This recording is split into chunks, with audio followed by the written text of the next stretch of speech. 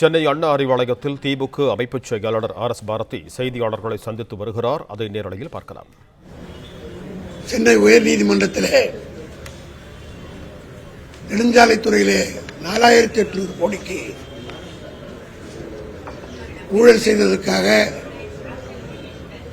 வழக்கு தொடரப்பட்டது.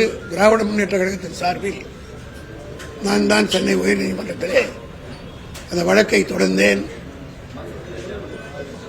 அந்த வழக்கிலே நாங்கள் சிபிஐ விசாரணை கோரவில்லை. ஆனால் நீதிமன்றமே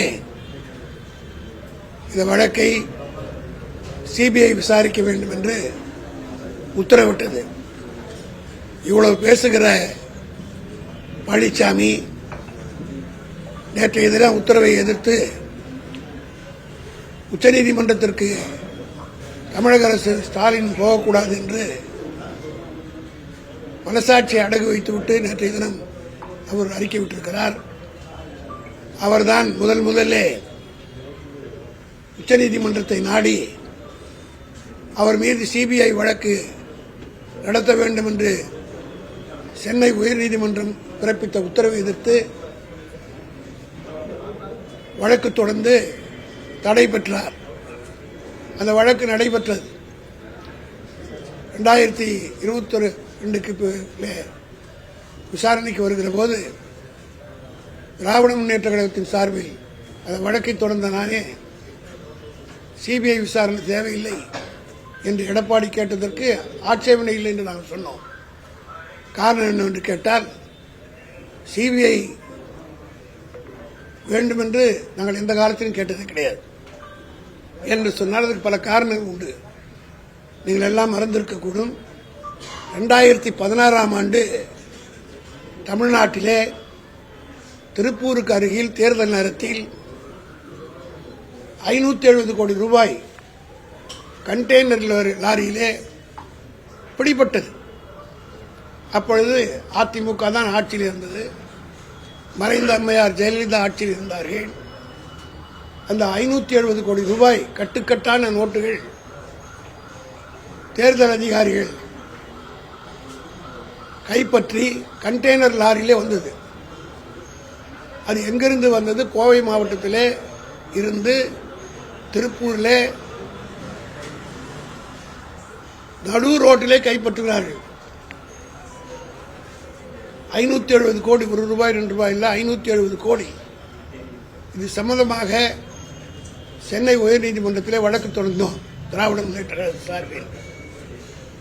அந்த வழக்கில் சிபிஐ விசாரணை நடத்த வேண்டும் என்று 2017-18 உத்தரவு போடப்பட்டது. இன்றைக்கு 2024 இருக்கிறோம்.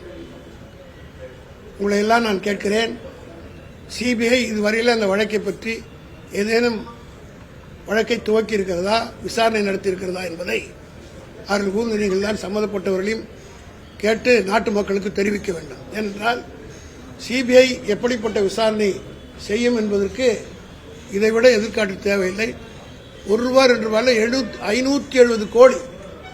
இதுவரையிலே அந்த பணம் யாருக்கு சொந்தம், யாருடைய பணம் என்று கண்டுபிடித்து நாட்டு மக்களுக்கு சிபிஐ சொல்லவில்லை. அதற்குரிய எந்த நடவடிக்கையும் எடுக்கவில்லை.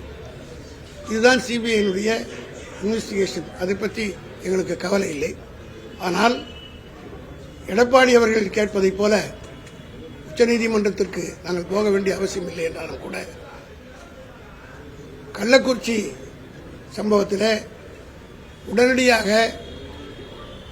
முதலமைச்சர் அவர்கள் நடவடிக்கை துரிதமாக எடுத்து ஏறத்தாழ 57 மருத்துவர்களை அனுப்பி செங்கற்பட்டு, சேலம், காஞ்சிபுரம் போன்ற பல மருத்துவமனைகளிலிருந்து டாக்டர் எல்லாம் அனுப்பி, அதோடு மட்டுமல்ல கலெக்டர் மாற்றப்பட்டார், எஸ்பி சஸ்பெண்ட் செய்யப்பட்டார், சம்பந்தப்பட்ட குற்றவாளிகள் உடனடியாக கைது செய்யப்பட்டார்கள். ஆக எல்லா விதமான நடவடிக்கையும் அரசு மேற்கொண்டது. நேற்றைக்கு தீர்ப்பிலே கூட அந்த தீர்ப்பை பற்றி நான் ஒன்றும் கருத்து சொல்ல விரும்பவில்லை. ஆனால் எடப்பாடி அவர்கள் யோகியரை போல அப்பீல் போகக்கூடாது, சிபிஐ விசாரணைக்கு தயாராக நான் கேட்கிறேன். இவர்தானே முதலில் ஓடினார். இவருடைய ஆட்சி சட்டம் ஒழுங்கு கெட்டுவிட்டது என்று இன்றைக்கு பேசுகிறார். இவருடைய ஆட்சியில ஒரு வழக்கறிஞர் கொலை செய்யப்பட்டார் என்ற சம்பவத்தை வைத்துக் கொண்டு சட்டம் ஒழுங்கே கெட்டுவிட்டது என்று சொல்கிறார். இவர்கள் ஆட்சியில் நடக்கவில்லையா? இதே சென்னையிலே ஒரு மத்திய அமைச்சராக இருந்த தலித் எழுமறை அவருடைய மருமகனே கொலை செய்யப்பட்டார். அந்த வழக்கிலே நேற்று 2 நாட்கள் முன்பு தான் தீர்ப்பு கூட வந்தது. நீங்கள் எல்லாம் ஊடகங்களை வெளியிட்டிருக்கிறீர்கள். அது யாருடைய ஆட்சியில் நடந்தது? ஆக தனிப்பட்ட கொலைகள் நடப்பதற்கும் சட்டம் ஒழுங்குக்கும் சம்மதமில்லை என்பதை முதலமைச்சராக இருந்தவர் எடப்பாடி புரிந்து கொள்ள வேண்டும். இப்பொழுது அங்கே ஒசூரிலே வழக்கறிஞர் கொலை செய்யப்பட்டது கூட தனிப்பட்ட விவகாரம், காதல் விவகாரம். உடனடியாக சம்பந்தப்பட்டவர் கொலை செய்தவரும் கைது செய்யப்பட்டிருக்கிறார். அதேபோல தஞ்சாவூரிலே ஒரு ஆசிரியை கொலை செய்யப்பட்டதை எடப்பாடி சொல்கிறார். அதுவும் தனிப்பட்ட தகராறு. அதாவது சட்டம் ஒழுங்கு என்பது என்ன என்பதை முதல்ல எடப்பாடி புரிந்து கொள்ள வேண்டும். தூத்துக்குடியில் நடைபெற்றது சட்டம் ஒழுங்கு பிரச்சனை. 13 பேரை சுட்டுக் கொன்றது எடப்பாடி. அது என்ன சொன்னார்? நான் டிவியிலே பார்த்து தான் தெரிந்து கொண்டேன் என்று சொன்னவர் தானே எடப்பாடி. அதே போல இவருடைய தலைவி இதய தெய்வம் என்று சொல்கிறார்கள். அம்மா அம்மா என்று மூச்சுக்கு 32 தடவை சொல்லுகிற இவருடைய அம்மா கடைசி காலத்தில் வாழ்ந்தது கொடைநாட்டில் தான். ஏறத்தாழ 3 ஆண்டு காலம் அவர்கள் முதலமைச்சராக இருந்தபோதே கொடைநாட்டில் இருந்து தான் இங்கே கவர்மெண்டே நடத்தி கொண்டிருந்தார். இதெல்லாம் நாட்டு மக்கள் மறந்திருக்க மாட்டார்கள். அதிகாரிகள் எல்லாம் காலையிலே கோயம்புத்தூர் பிளைட்டில் போவார்கள், கொடைநாட்டில் சந்தித்து விட்டு இரவு வந்து வருவார்கள். ஆக கொடைநாட்டிலே உட்கார்ந்து கொண்டு அந்த அம்மையார் வாழ்ந்து அரசியல் கடைசி காலத்தில் இருந்த இடம் கொடைநாடு என்பது எல்லோருக்கும் தெரியும், அதிகாரிகளுக்கும் தெரியும். கொடைநாட்டில் இருந்து கோட்டை இயக்கி கொண்டிருந்தவர் தான் அன்றைய முதலமைச்சர், அதிமுக முதலமைச்சர் ஜெயலலிதா அவர்கள். அந்த அம்மையார் வாழ்ந்த கொடைநாட்டு வீட்டையே எடப்பாடி முதலமைச்சராக இருக்கிற போது காப்பாற்ற முடிந்ததா? அங்கே காவலாளியாக இருந்த ஓம் பகதூர் என்பவர் கொலை செய்யப்பட்டார். 5 கொலைகள் அங்கே நடந்திருக்கிறது. அது தொடர்பாக பல கோடி ரூபாய் கொள்ளையடித்துக் கொண்டு போனார்கள் என்று எல்லாம் நடைபெற்றது இவருடைய ஆட்சியில். அதெல்லாம் சட்டம் ஒழுங்குக்கு கெட்டதற்கு ஒரு அடையாளமே தவிர ஸ்டே இந்த மாதிரி தனிப்பட்ட முறையில் நடப்பதெல்லாம் சட்டம் ஒழுங்கு என்று பேசுவது எந்த வகையிலும் நியாயமல்ல. அதேபோல் இவருடைய ஆட்சியில் எத்தனை ஆசிரியர்கள் கொலை செய்யப்பட்டார்கள் என்பதற்கு என்னிடத்தில் சான்றுகள் இருக்கு. கும்பகோணத்தில் தனியார் பள்ளி ஆசிரியை குத்தி கொலை 2018 நவம்பர் 2ஆம் தேதி. பெரம்பலூர் அருகே பட்டம்பகலில் ஆசிரியை வழிமறித்து கத்தியால் குத்தி கொலை ஆகஸ்ட் 14, 2018. ராமநாதபுரம் கலெக்டர் அலுவலகத்தில் ஆசிரியை படுகொலை, கணவன் கைது டிசம்பர் 23, 2020. கல்லூரி ஆசிரியை கழுத்தை அறுத்து தீ வைத்து எரித்து கொலை, கோவை ஜனவரி 8, 2017. கள்ளக்காதல் விவகாரம், காரை ஏற்றி கொலை செய்தது ஏன்? கைதான காதலன் பரபரப்பான வாக்குமூலம், சென்னை மே 9, 2017. அரசு பள்ளி முன் ஆசிரியர் படுகொலை, தூத்துக்குடி அருகே அரசு பள்ளியிலே பணியாற்றுகிற ஆசிரியர் படுகொலை செய்யப்பட்டிருக்கிறார். இது 8/7, 2019. இப்படி இவருடைய ஆட்சியிலே இவ்வளவு ஆசிரியர்கள் கொலை செய்யப்பட்டிருக்கிறார்கள். இதெல்லாம் சட்டம் ஒழுங்கு என்று நான் சொல்ல தனிப்பட்ட விவகாரங்கள். அதேபோல் தான் தஞ்சையில் நேற்று நடந்தது. ஆக இதை வைத்துக் கொண்டு சட்டம் ஒழுங்கு கெட்டுவிட்டது என்று பேசுவது எந்த வகையிலே எடப்பாடிக்கு நியாயம் என்பதை நீங்கள் தான் எடுத்துக் கொள்ள வேண்டும். திராவிட முன்னேற்ற கழகத்துடைய ஆட்சி பொறுத்து அது மட்டுமல்ல, குற்றங்கள் இன்றைக்கு கொலைகள் குறைந்திருக்கிறது. ஆதாரத்தோடு என்னால் சொல்ல முடியும். 2020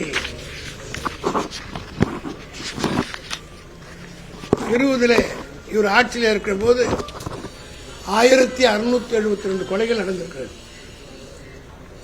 ஆனால் இப்பொழுது இந்த ரிப்போர்ட் கடைசியாக ஜூன் மாதம் 30ஆம் தேதி வரை எத்தனை கொலைகள் நடந்திருக்கிறது என்றால் 792 கொலைகள்.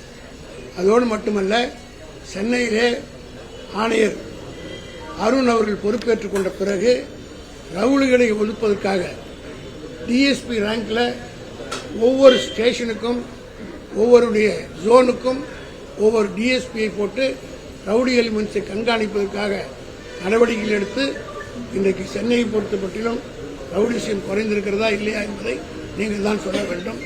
ஆக இது போன்ற எல்லா நடவடிக்கை எடுக்கிற போது இங்கே ஒரு ஸ்டே இன்சிடென்ட்ஸ் நடப்பதை வைத்துக் கொண்டு சட்டம் ஒழுங்கு கெட்டுவிட்டது என்று சொல்வது எந்த வகையிலும் நியாயமல்ல என்பதை நான் தெரிவித்துக் கொள்ள விரும்புகிறேன்.